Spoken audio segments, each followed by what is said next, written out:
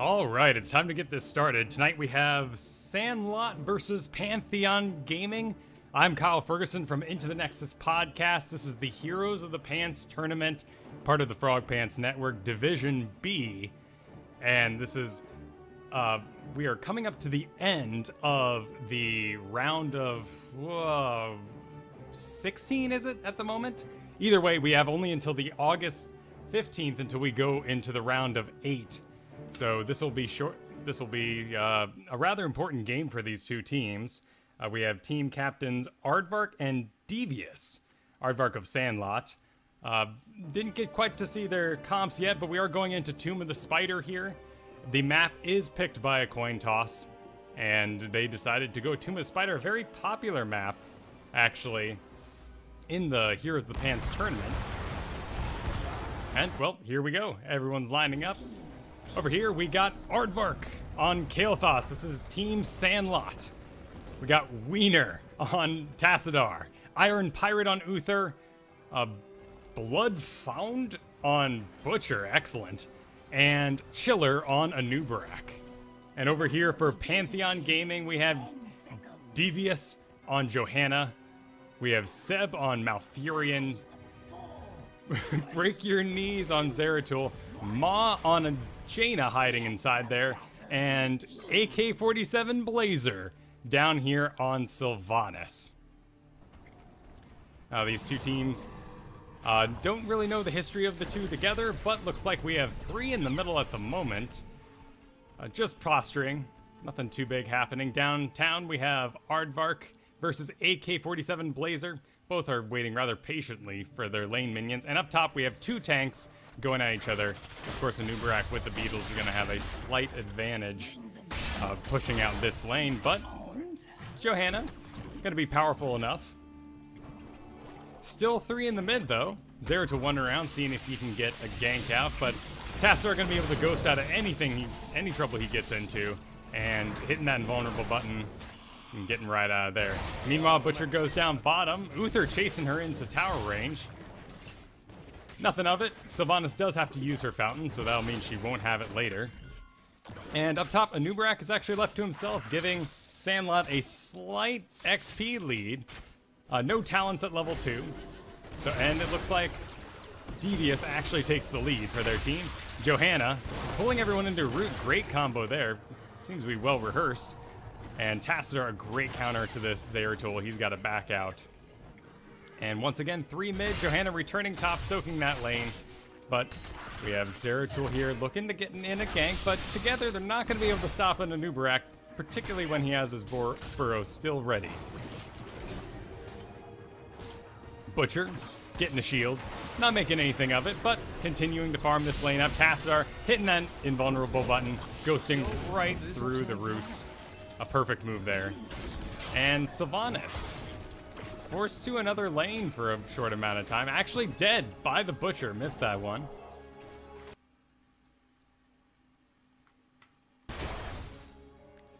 Now we have Sylvanas making her way slowly back in, but Zeratul doing a great job soaking this lane here. Zeratul, of the 2 stealthies, being Nova being the other one, he is a preferable lane. That cleave gives him such a wide radius, able to clear a lot, and if he sticks around, they might actually push back Kael'thas a decent amount. Up top here, Butcher is rotated, keeping this Butcher nice and random, wandering around, combined with the Uther here. That stun, Butcher charging in, but they're not going to be able to stop a Johanna. She's unstoppable at the moment, dodging an Uther stun, and of course Tassadar. Nothing can stop him. He'll just ghost out of any early damage in this first 4 levels. So it looks like we have a pretty simple early game. Aardvark doing a great job using his abilities to make his living bomb free, keeping his mana up for when they do eventually have to engage. And at the moment, we have 14 coins on Johanna. That's going to be our highest number. And she'll be one to turn in here in a few moments if she can. But gesturing in the middle lane with Jaina, this is going to be a very powerful combination. Uther trying to go around the back, maybe trying to get a stun off on one of the squishies here, but not squeezing anything in.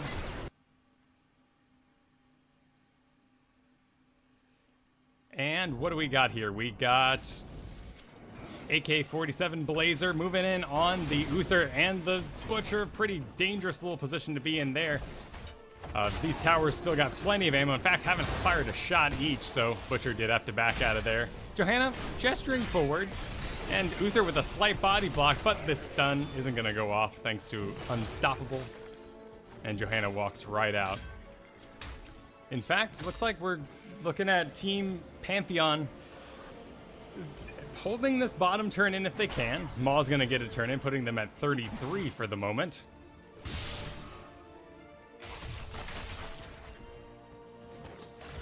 Let's see here. We got Zeratul moving up.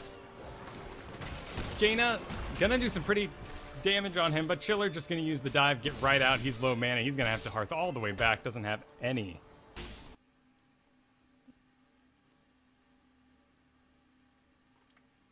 Nova being the other. And there seems to be a slight audio problem, but not to worry. Seems to be going strong at the moment. Looks like we have a pretty big turn in here, but a nice deny from Uther, using his wave of light to knock them out of that. Zeratul moving in, though. That's going to leave Uther completely by himself. 4 people closing in, 5 people closing in. Aardvark's going to try to go around the back, perhaps save him, but Uther keeps on walking, healing himself. And this gives Team Pantheon a pretty decent chance to turn in. Blood Fount walking his way out slowly, Uther getting the heal off. Anubarak able to push this top lane the entire time.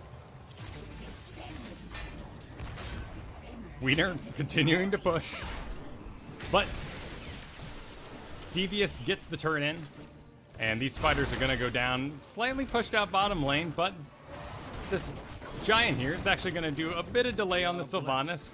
Of course, Kael'thas is going to need some company to clean that up, but Butcher, amazing damage on anything that moves slowly.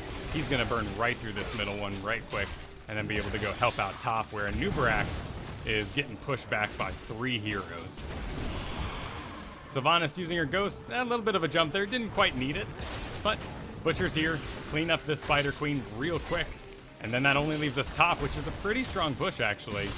We got Jaina, Zeratul, and Malfurion to keep him topped off. And of course, Malfurion sporting the ability to give Jaina mana.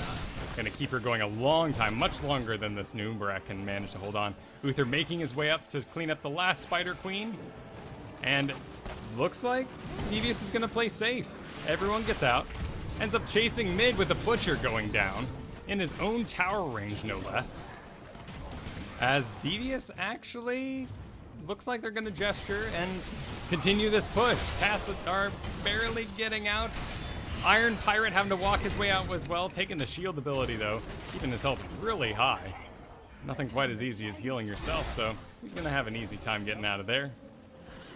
30 gems going in with Chiller and Iron Pirate here. That's going to be enough for their Spider Queens. With the top lane pushed out, they may actually be able to get something done here, but if they remain bottom lane, Team Dvious is going to clean up rather fast. And wow, the Zeratul got some guts, diving right on that tower. Has no mana, or has no ammo, but does manage to take it. Iron Pirate taking some Jaina blast there, but everyone's pretty nice and topped off for the moment. But Butcher getting a little blindsided, and ends up shark moding right into that. Got his blinders on, looking for a kill, getting himself killed. With Anubarak here, I don't think Johanna's going to be able to get too much done. Of course, this wave is one of the more powerful abilities of the Spider Queen, and she ends up keep on pushing. Tassadar tossing out whatever spells he can. With 2 heroes here, he's not going to be able to get any closer. Of course, sporting that sweet, sweet skin. And all the way down bottom, a very low Zeratul is going to have to find a way to get back. Does not have his well at the moment. Waiting for it to cool down, perhaps. And 20 coin, or gems, on the Sylvanas. Leaves her as a pretty vulnerable target, but there goes the Butcher. Getting the slam in, not activating his lifesteal ability, but, oh, just a little too late on the Lambs of the Slaughter. 3 pushback Anubarak again, but 31 going in on Tassadar. And that's going to be a big turn-in that they wanted to deny. Of course, Chiller's sitting on quite a few as well. 14 going off Iron Pirate. In fact, both teams doing an excellent job farming up gems. Tassadar hitting his reveal ability, checking if there's a Zeratul in the area. Of course, Zeratul did go back all the way to heal, leaving Tassadar wondering where he went to and who's he going to gank on their team. Of course, probably the biggest target is Kael'thas here, but fight breaking out in the middle. Jaina slow going down, lasting quite a while, baiting out a Kael'thas ult. Great choice by Dvious. And looks like Sandlot is going to push with their middle. Johanna still trying to top off in the back while they get pushed here. Dvious making a great choice, waiting for her, but they're all stacked up. Only level 12, so Kael'thas isn't quite as powerful with his Flame Strike at the moment. But there's the Silence Arrow, that's the engage. Johanna goes in, and oh, actually a great, I forgot which team he was on. Zeratul actually ruining that great silence, sadly. Freezing them all, allowing that duration to basically expire by the time they popped out. And all the same, Sandlot's gonna get cleaned up. It ended up working out in the end, and Aardvark walking ever so slowly back. Can they get him? The Ghost actually keeping him up. And that leaves Dvious with a great amount of time to turn in. Johanna off to clean up a spider before she does. Of course, you cannot turn in until those spiders are gone, but the bottom one, not much left off on her. With the Malfurion, infinite mana Jaina, this is gonna fall real fast. Sandlot's giant, or Spider Queen's fall, bringing back up all the mercenaries. Would love to see Dvious take this advantage, take some mercenaries. Look like they do. Looks like Dvious himself actually having at these ones, while the rest of the team goes and cleans up the bottom mercs. Of course, Dvious, being Johanna, isn't going to be able to do this too fast, which may actually leave them without any time to turn in her 35. Which actually leaves Sandlot coming back on the field to a 5v4 here. And, oh, that reveal spots the Zeratul. He gets out immediately. Great job spotting that. But, again, maybe these mercs getting cleaned up a little too quickly. Merc versus merc happening in the middle. They could have taken that chance to turn in. Oh, there's the silence. Very aggressive, blowing down the tank of Nubarak. And Uther's forced to make himself invulnerable with the Divine Shield. Getting out of there. Tassadar still has his Ghost, still able to get out if he can press on time, but no, he falls. Butcher panicking a little bit, diving in at the last second. He falls. Kael'thas getting rid of it. He falls. And that leaves Iron Pirate, the healer, to escape all by himself, while Team Dvious is actually wailing on this middle tower. Now that's going to put Malfurion turning in, maxing out the red turn-ins. That is Team Dvious getting themselves the Spider Queens. Going to be a pretty strong push down bottom. Of course, that's going to push up into this wall here, making them possibly get some catapults. One of the mercenaries still pushing down the middle lane, and Spider Queens coming in each lane here. Probably looking to take either the middle or the top fort, but a little divided at the moment. Jaina going back for mana. Everyone just playing it safe while they wait for Jaina and Johanna, some of their core players here, for their engage. And that's going to give Team Sandlot quite a bit of time to actually get organized, get down here, and clean up these spiders. Top may fall during this time, but they do have a pretty long clock on it. Of course, this wave is going to do massive damage. And here comes Dvious to destroy the entire middle fort. But they back out. Smart move. Got lots of gems on them. Don't want to be sacrificing those. Both teams really clumping up tight and going to protect their very last one, but this does leave an opening. Johanna leading the way very smartly. Malfurion not on mount, could be a little far behind if they get off a gank here. Lots of stuns with the Anubarak, but looks like they walk right into, and there's a Zeratul ult denying that silence arrow. Another shame, but it doesn't quite matter. There is more than enough burst to take them out the second they pop out of that. Of course, Anubarak able to dive out, but Zeratul cleans him up, and ooh, everyone but Uther dead for 30 seconds. Dvious is definitely going to take advantage of this time to clean up the fort here, possibly even take the middle as well. But Sandlot will be back up in time in order to finish this out. Not quite sure where the Sylvanas is off to, but Oh, 41 gems. That'll be it. She's going to take advantage of this slight death time to turn in, and they might be going for a boss. Pretty dangerous choice, actually. If the other team can catch wind of this, they're going to be spotted the whole way there with these creeps pushing the lane. And there's the Spider Queen, but that leaves all of the mercenaries disappearing except for the top one because it's engaged. So Sandlot absolutely knows that up here there is the team taking the mercenary camp. They reveal it too late. Too late. A little bit of damage here from the Kael'thas, but at a 3-level lead, Dvious is not going to care too much, and they're going to push with their Spider Queens, with their boss here. Johanna, 3 levels up, is not going to have too much trouble, not going to have any worries about this enemy team, just going to keep on pushing forward. Unstoppable just to make sure she doesn't get snagged by anything else, but this boss is walking straight for this tower and down to the core. Meanwhile, Spider Queen middle, working on some lane minions, and down bottom, she's definitely going to reach the outer wall. Another great Zeratul. Prison, and oh, there goes Tassadar, unable to use his shift to get out, and Uther once again has to use his Divine Shield on himself. I'm sure he's hoping to save that for the Butcher, who has also fallen. Boss wailing on the core, and Chillers barely gets it out. Looks like they're going to have to hug their well. Meanwhile, enough damage to basically burn this down, along with the Spider Queen working on it as well. So this is going to be one short map, one short engage, and for Spider Queen, that's about as short as it gets, 15 minutes. So well done to Dvious. Extreme win there. 17-4, and this game is over. We'll take a look at the stats when it's done, take a look at some of the talents.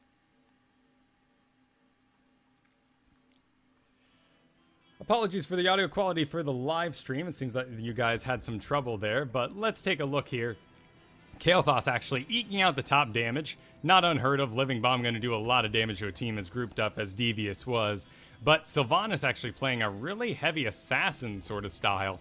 Ends up doing top damage for their team, along with Jaina, Zeratul even topping out on top. Tassadar was mid lane for quite a while, able to get a lot of good storms, so that put him really high. And sadly, the Butcher, Anub'arak, and Uther combo, which you would hope with all this stun was going to be enough to clean them up, was not. And of course, healers down bottom, as expected. Let's look at the talents here. We got Anub'arak. He was taking Web Blast and doing the full Beetle build. In fact, that benefits a lot from... it's an older style of play for sure. Did get quite a nerf this last time, and really takes advantage of being able to push heavy in the early game. And sadly, they actually denied that. And since Anub'arak was by himself up top, he was not able to get any ganks off. Johanna going a pretty standard high damage, high stun build. Sylvanas, no one's taking possession at the moment. Malfurion going reduced innervate, makes sense with the Jaina, explains why she had so much mana. And of course, Jaina doing a very standard high damage build with improved ice block here.